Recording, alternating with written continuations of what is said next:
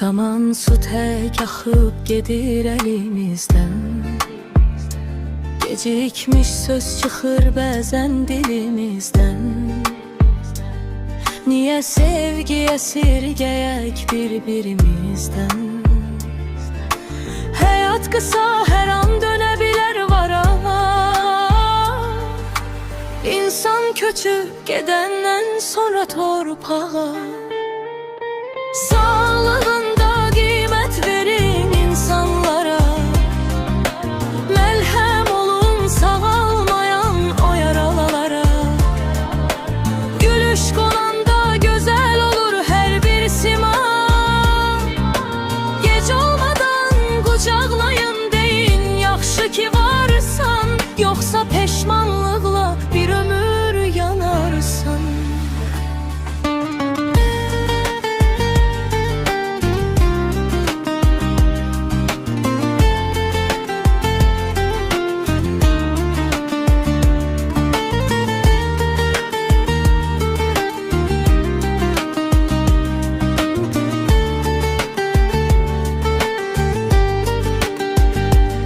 Varlığı varkən yoxluğunu düşünməyin.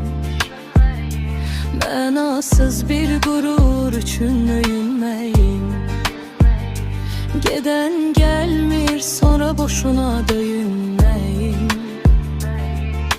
İndi tutun o titrəyən tənha əli. Sevgi olsun bu dünyanın tək təməli.